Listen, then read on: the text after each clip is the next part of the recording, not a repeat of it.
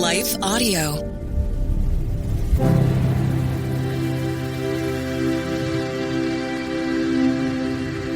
Thank you for listening to Your Daily Bible Verse, the podcast that examines one verse each day to learn more about God and His will for our lives. I'm your host, Kyle Norman. After a brief message from one of our sponsors, we will continue with today's verse.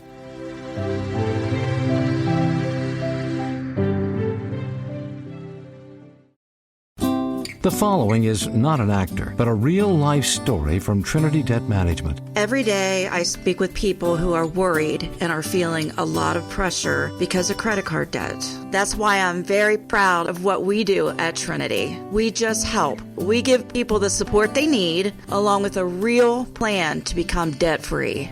Credit card bills are consolidated into a single monthly payment that is much less than what they were paying before.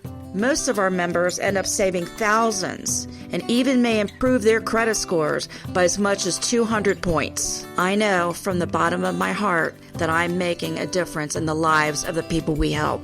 It just makes me really happy. If credit card debt has you down, call Trinity at 1-800-793-8548. My name is Julie, and I'm a Trinity counselor. Call me and become debt-free for keeps. 1-800-793-8548.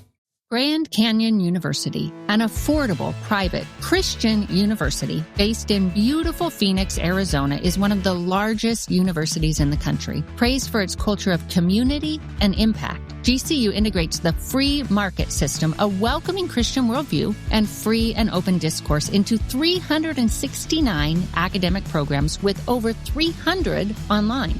Join a nationwide community of learners redefining what online education looks like through academically rigorous, industry-driven programs that can spark bold ideas and prepare you for a future that matters. In addition to federal grants and aid, GCU's online students received nearly $161 million in institutional scholarships in 2024. Find your purpose at Grand Canyon University. Private, Christian, affordable. Visit gcu.edu/my offer to see the scholarships you may qualify for.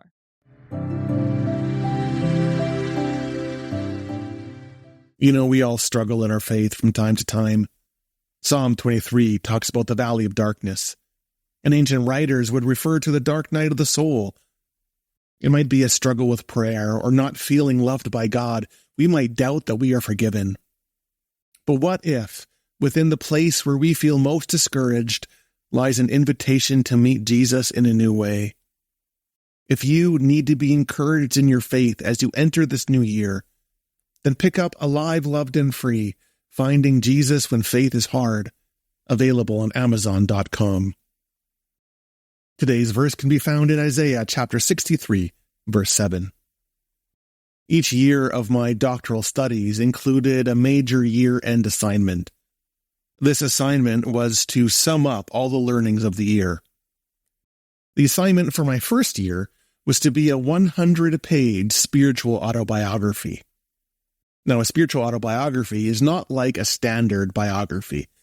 It asks the question, where was God in the events of my life? What did God do?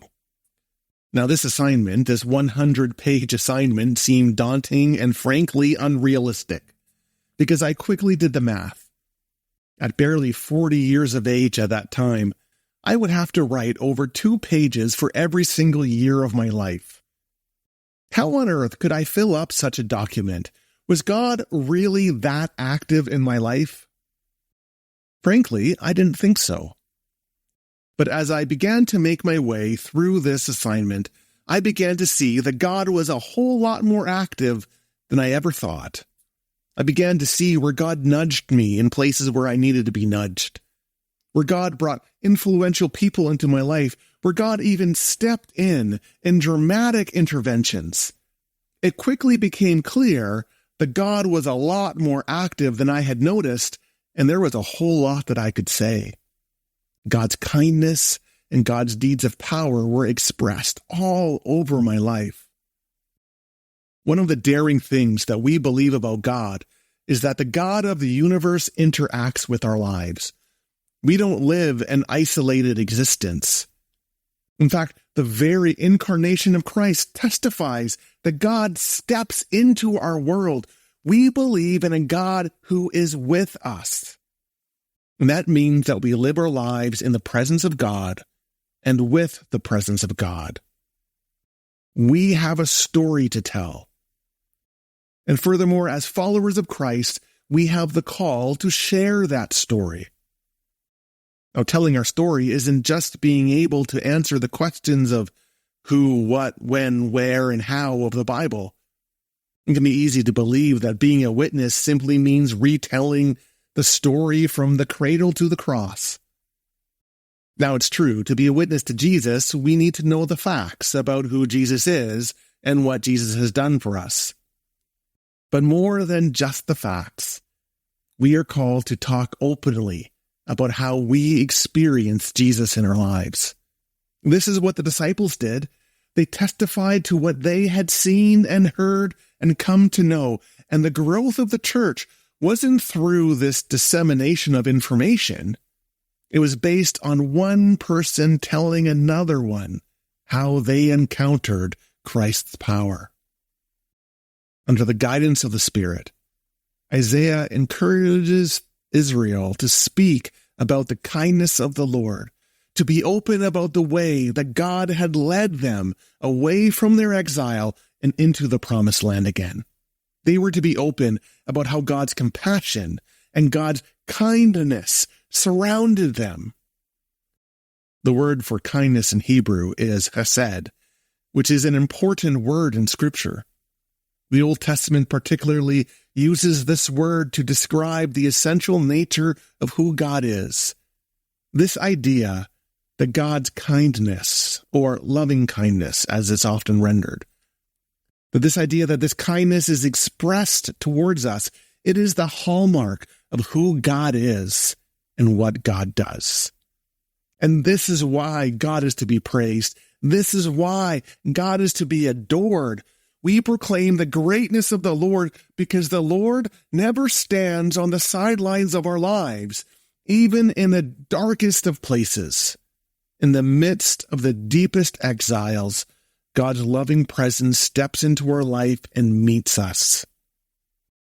But our history with God is never just for ourselves. Our experience of God is the very testimony that we share with others. And this is the most effective form of evangelism. It's not dry articulation of doctrinal matters, but the heartfelt account of how Jesus has stepped into our lives. That's what people want to know. I wonder if sometimes we think that proclaiming the loving kindness of God is more complicated than it ever needs to be. I wonder if we think that we sometimes need to wrap our story in special theologically rich language. But it's just not the case. Just as you would report your experience of the kindness of a loved one, what might it look like for you to simply speak about the kindness of God in your life? What's your story? Now, I'm not suggesting that you sit down and craft a 100-page document. But what would it look like for you to take some time and prayerfully reflect on your life, searching for the places where God's kindness towards you has been revealed? Where has God been in the events of your life? And maybe just start with one instance. And if something prayerfully comes to mind, what would it look like for you to share that with someone, to tell that story to someone else? Because who knows? Maybe that simple act will help someone else uncover the gift of God's kindness in their life. Hey friends, Nicole Eunice here from the How to Study the Bible podcast. I want to invite you to experience a fresh look at the story of Joseph and what it means for you today. Life can totally throw us for a loop, whether it's your family or your marriage, work, church, or something else entirely. Maybe you have found yourself in a season that you never would have expected and that you certainly wouldn't have signed up for.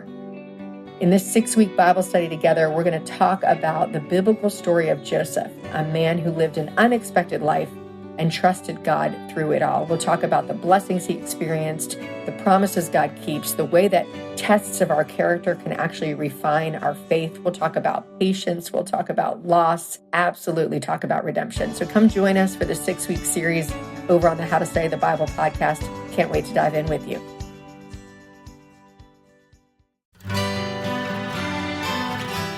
The Historical Jesus Podcast is the sweeping saga of the life and times of Galilean Jesus of Nazareth, as well as the faith, religion, and church founded to honor and disseminate his acts and teachings.